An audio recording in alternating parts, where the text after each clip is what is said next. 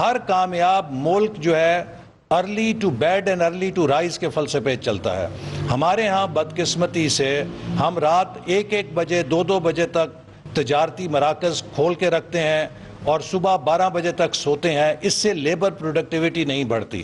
Peoples party نے general Zia الحق کے martial law کا سامنا کیا، لیکن کبھی کسی سیاسی جماعت نے اپنی سیاسی مخالفت کو ریاست مخالفت میں تبدیل نہیں کیا تھا. کبھی کسی نے برانڈ پاکستان کو نقصان پہنچانے کی کوشش نہیں کی تھی. لیکن پی ٹی آئی اور عمران خان کے حمایتیوں نے جس طریقے سے برانڈ پاکستان کو ڈیمیج کرنے کی کوشش کی، جس طریقے سے اپنی اوورسیز حمایت کو پاکستان کے مفادات کے خلاف پاکستان کو بدنام کرنے کے لیے استعمال کیا، یہ نہایت ہی افسوسناک ہے. اور میں سمجھتا ہوں کہ وہ تمام لوگ جو اپنی معصومیت کے اندر یا کسی سیاسی ناتجربہ کاری کی بنا پر ان ساری سرگرمیوں میں ملوث تھے، انہیں ضرور اس بات پہ ٹھنڈے دل سے غور کرنا چاہیے کہ ہم میں سے کسی کی بھی سیاسی وابستگی پاکستان سے اور پاکستان کی ریاست سے جو ہمارا تعلق ہے اس سے بڑی نہیں ہے. ہم سب پہلے پاکستانی ہیں اور بعد میں ہماری کوئی سیاسی شناخت، چاہے وہ مسلم لیگ نون ہے، چاہے وہ پیپلز پارٹی ہے، چاہے وہ پی ٹی آئی ہے، چاہے وہ کوئی بھی سیاسی شناخت ہے، وہ پاکستان کی شناخت کے بعد آتی ہے. تو اس لیے یہ ایک بہت افسوسناک عمل ہے کہ پی ٹی آئی نے پاکستان کے آئی ایم ایف کے مذاکرات اور ایگریمنٹ کو سیبوٹاج کرنے کے لیے پوری دنیا کے اندر لابنگ کی، اپنے غیر ملکی چیپٹرز کو متحرک کیا. امریکہ میں ہر کانگریس مین اور سینیٹرز کے پاس جا کے دروازے کھٹکھٹائے، گھنٹوں گھنٹوں ان کے دفتروں میں بیٹھے رہے ملاقات کے منتظر، اور اس کے بعد اللہ تعالیٰ نے ان کی ان تمام کارروائیوں کو اور لابنگ کو ناکام کیا اور پاکستان الحمدللہ سرخرو ہوا. جو آئی ایم ایف کا معاہدہ ہے اس سے پاکستان دوبارہ ٹریک پہ چڑھ گیا ہے، اور یہ ایک ہمارے لیے بریدر ہے، یہ ہمارے لیے سلوشن نہیں ہے. آئی ایم ایف نے اور اس ایگریمنٹ نے پاکستان کو ایک موقع دیا ہے کہ ہم اس موقع کا فائدہ اٹھا کے پاکستان کو ٹرن اراؤنڈ کریں، اور پاکستان کو ٹرن اراؤنڈ کرنے کے لیے کسی اور کو نہیں، پاکستان کی قوم کو اور ہم سب کو مل کر کوشش کرنی لازم ہے. آج پاکستان کے جو معاشی مسائل ہیں وہ 2 طرح کے ہیں. کچھ تو وہ مسائل ہیں کہ جو پچھلے 4 سالوں کی مس گورننس اور لیک آف جو ان کی تھی ویژن اور مس گورننس تھی، اس کی وجہ سے پاکستان کو سامنا کرنا پڑا. تو آئی ایم ایف کا جو معاہدہ آج ہمیں کامیابی کی صورت میں ملا ہے، یہ میں ایٹ بیسٹ کہوں گا کہ ایک ہمارے لیے موقع ہے، یہ ہمارے لیے مستقل سلوشن نہیں ہے. اور اس میں جو کامیابی ہے وہ پوری قوم کی دعاؤں اور اس ٹیم کی جو وزارت خزانہ میں تھی اور جس کو وزیر اعظم شہباز شریف نے فرنٹ فٹ سے لیڈ کیا، اس کی کامیابی ہے. اور یہ بات قوم کبھی نہیں بھولے گی کہ اس معاہدے کو ناکام کرنے کے لیے پی ٹی آئی کے اوورسیز چیپٹرز کے ذریعے پوری دنیا میں لابنگ کی گئی. پوری دنیا میں پی ٹی آئی کے اوورسیز چیپٹرز نے وہاں کی حکومتوں پر ان کے ذریعے کوشش کی کسی طرح وہ آئی ایم ایف پر دباؤ ڈال سکیں کہ وہ پاکستان سے یہ معاہدہ کینسل کر دے یا اس کی تجدید نہ کرے. امریکہ کے کانگریس مین سینیٹرز کے دفتروں کے باہر گھنٹوں گھنٹوں یہ بیٹھے رہے انتظار میں، اور 2-4 منٹ کی جو موقع ملا اس سے انہوں نے وہاں پر پلیڈ کیا کہ امریکہ پاکستان پر اقتصادی پابندیاں لگائے، امریکہ پاکستان پہ ویزوں کی پابندی لگائے. اور میں سمجھتا ہوں کہ ان سب پروپیگنڈے اور منفی کوششوں اور سازشوں کو اللہ تعالیٰ نے ناکام کیا اور پاکستان سرخرو ہوا. البتہ ان لوگوں کے چہرے بے نقاب ہو گئے. اب آئی ایم ایف سے جو ہمارا معاہدہ ہوا ہے، اس سے جو ہمیں آگے بڑھنا ہے، اس کے لیے ایک قومی پلان کی ضرورت ہے. جو کہ ہم نے تیار کیا ہے وزارت منصوبہ بندی نے، جسے 5 ایز فریم ورک کہتے ہیں۔ پاکستان کے جو اس وقت بڑے مسائل ہیں وہ نہ IMF ٹھیک کر سکتا ہے، نہ ورلڈ بینک ٹھیک کر سکتا ہے، نہ کوئی ہمارا دوست ملک ٹھیک کر سکتا ہے۔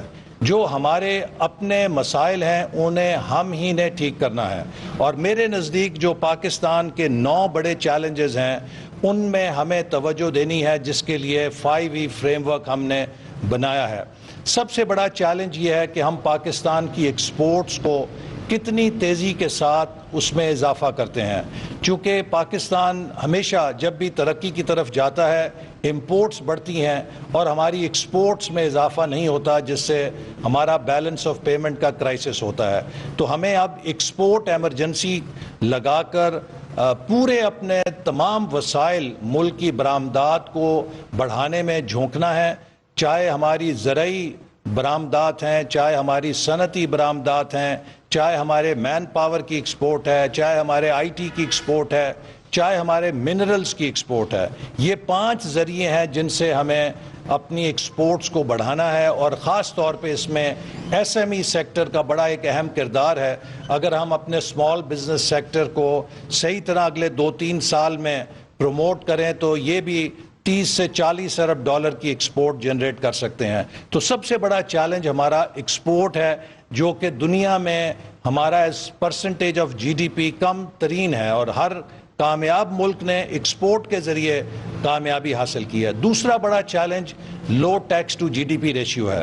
ہمیں ایک ٹیکس پیئنگ نیشن بننا پڑے گا، اور ہمیں اپنی جو عادات ہیں اس میں ریاست کو ترقی کے لیے وسائل دینے پڑیں گے۔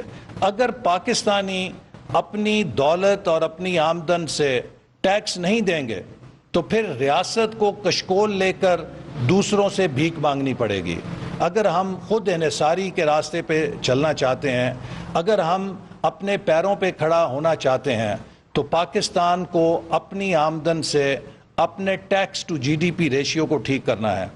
دنیا میں ہر کامیاب ملک کا ٹیکس ٹو GDP کا جو شرح ہے وہ 16 سے 18% ہے GDP کی۔ پاکستان میں یہ شرح 10% سے کم ہے۔ تو ہم اس طرح ترقی نہیں کر سکتے، لہٰذا یہ ایک چیلنج ہے کہ پوری قوم کو ٹیکس کلچر کی طرف جانا ہے، اور جو بھی اپنی آمدن کما رہا ہے اسے اپنی آمدن میں سے ٹیکس ادا کرنا ہے، اور ٹیکس چوری کو ہر انسان نے ہر جگہ چوکیدار بن کے روکنا ہے۔ یہ ہر پاکستانی کا فرض ہے کہ جہاں پر وہ ٹیکس چوری دیکھتا ہے اس کی نشاندہی کرے، کیونکہ اس ٹیکس چوری کی سزا ان کو ملتی ہے جو ٹیکس ادا کرتے ہیں۔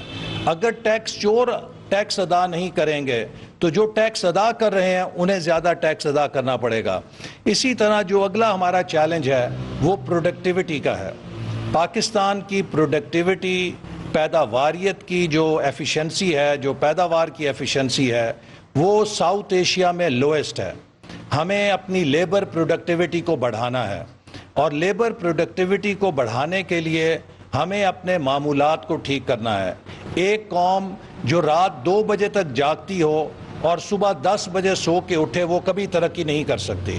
ہمیں اپنے معمولات زندگی کو اسی ڈھب پہ لانا ہے جیسے دنیا کا ہر کامیاب ملک جس روز و شب پر چلتا ہے، چاہے وہ یورپ میں ہے، چاہے وہ ایشیا میں ہے، چاہے وہ نارتھ امریکہ میں ہے۔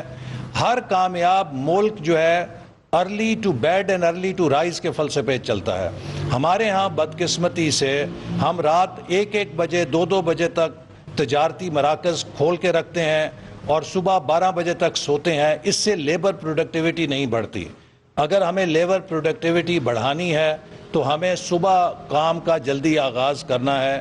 یہ پروڈکٹیوٹی زراعت میں بھی، صنعت میں بھی، سروسز میں بھی، آفیسز کے اندر بھی، کہ ہم کس طرح کم وسائل سے زیادہ نتائج حاصل کر سکتے ہیں، یہ ایک بہت بڑا چیلنج ہے۔ تیسری چیز جو ہے جو ہمیں مدد دے سکتی ہے وہ فورن ڈائریکٹ انویسٹمنٹ ہے، کہ ہم اپنے ملک میں بیرونی سرمایہ کاری کس تیزی کے ساتھ لا سکتے ہیں۔ میں یہ بات شیئر کرنا چاہتا ہوں کہ پاکستان میں بیرونی سرمایہ کاری $1.5 ارب سالانہ ہے۔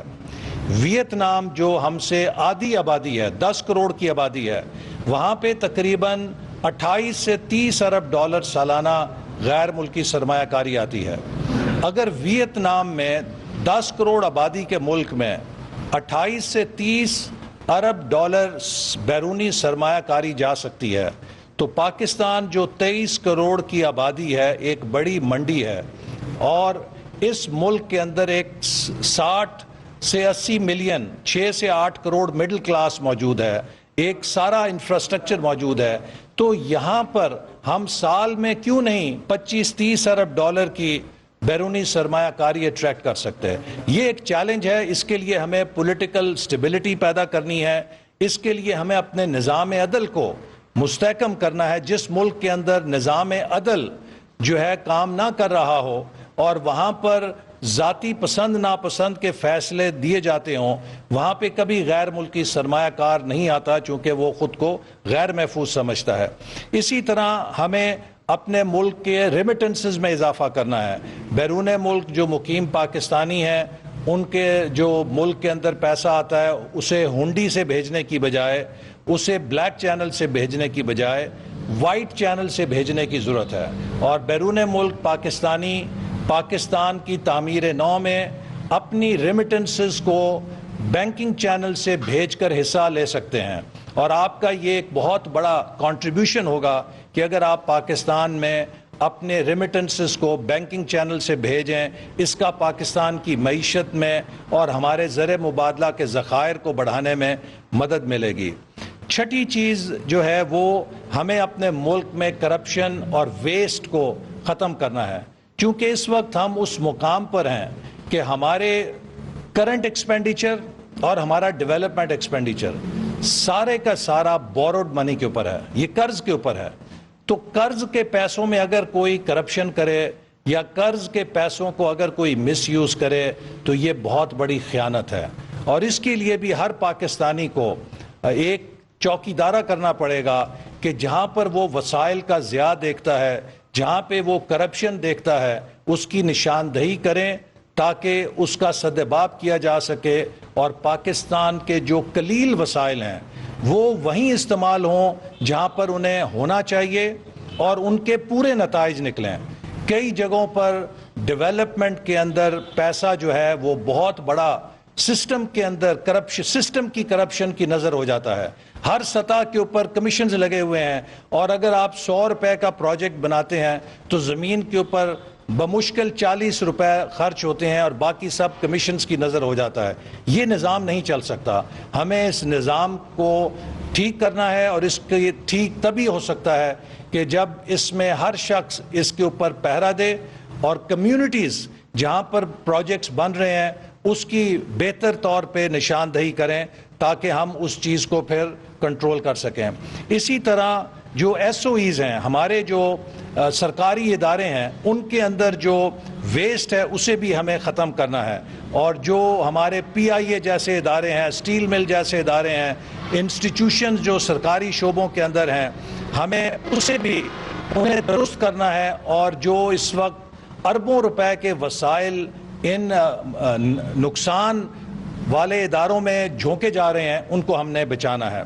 اس کے ساتھ ہی جو ہمارا انرجی سیکٹر ہے اس میں جو سرکولر ڈیٹ ہے، کہ جو بجلی کی چوری ہے، جو گیس کی چوری ہے، یہ بھی ملک کے لیے ناقابل برداشت بوجھ بن چکی ہے۔